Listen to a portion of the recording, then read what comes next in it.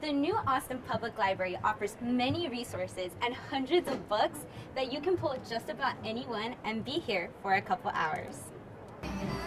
Dia de los Muertos, or Day of the Dead celebration started here in the city of Austin. There's art, music, and really delicious food. I'm supposed to be walking on new bricks since this pathway is just 4 months old, but as you can see here, there are cracks in the floor and this brick's even coming out. As many as 20 people die each year while being trapped inside a car trunk.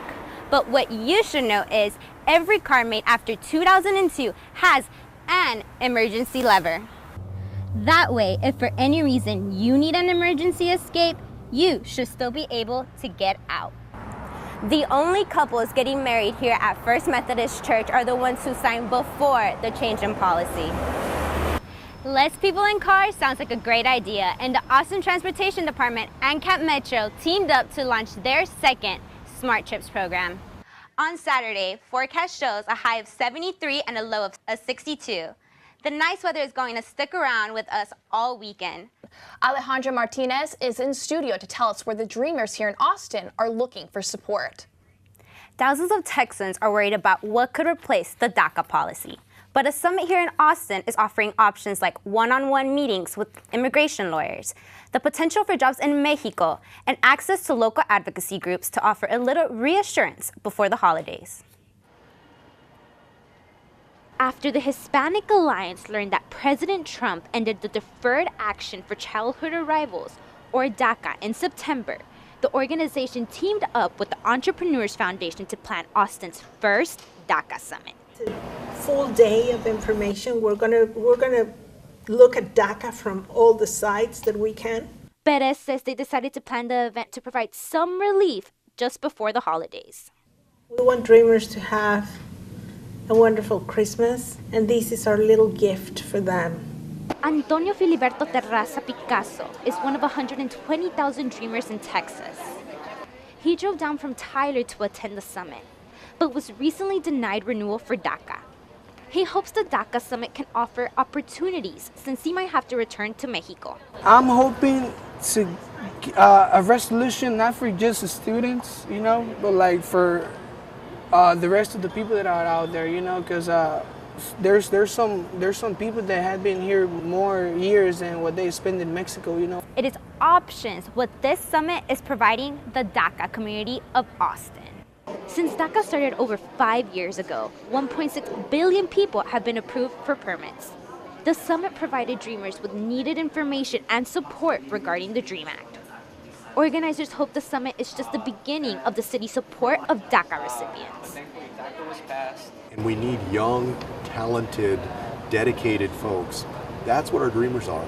President Trump has given Congress the deadline of March 5th to decide whether to find a resolution for Dreamers or end the program indefinitely. Alejandra Martinez shows us in studio why this is happening. It's been 4 months since construction on Speedway was finished, and students aren't too thrilled that it will be starting back up again. Speedway Mall spans from Gesture Dormitory to Dean Keaton Street and is one of the quickest routes through campus. Students were relieved that the construction of the project to turn the avenue into a pedestrian walkway seemed almost over. But 2 weeks ago, UT's Capital Planning and Construction announced the normal use of the bricks cannot handle heavy loads or normal foot traffic from students, causing several cracks. UT students took to social media immediately after the news broke. I first heard it on the Facebook page, the Longhorn meme page, that people were taking bricks, and I thought it was a joke. Dozens of students shared photos of bricks they took from Speedway. Jonathan Marroquin, a freshman, started his own Twitter thread after stealing a brick. It's my Speedway brick. A couple of friends and I, we went after, it was late at night, and I just said, let's take them. I saw people take them, and I was like, just take them. So we filled my bag. Several days into the construction repair, UTPD and the Speedway project team noticed that many bricks had gone missing. Those bricks, while they're still on the mall, are university property. Because many UT students were able to easily pull the bricks out of the pathway, turning it into a safety hazard, the construction team has been working hard to fix and repair. The manufacturer of the project agreed to remove, replace, and repave the bricks at no cost. UT says the repavement will not delay the April due date of the project. Alejandra Martinez, Texas News Watch. Willie D. Bennett is a volunteer with an unusual job on 6th Street. He is one of 10 ambassadors who spends a few hours a day monitoring the city's first temporary and free public restroom. This restroom, from the time that I've been working here, and the time that they didn't have it, and the time that it's here now, I think it's 100% make a big difference here for the city of Austin. His job is to clean the facility, enforce a 10-minute time limit, and track hourly usage.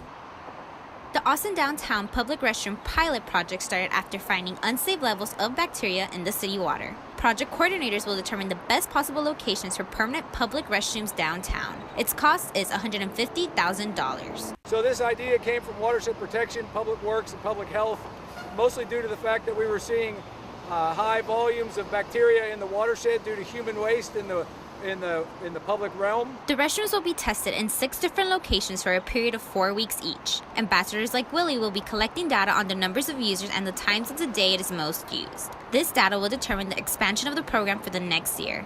Alejandra Martinez, Texas News Watch.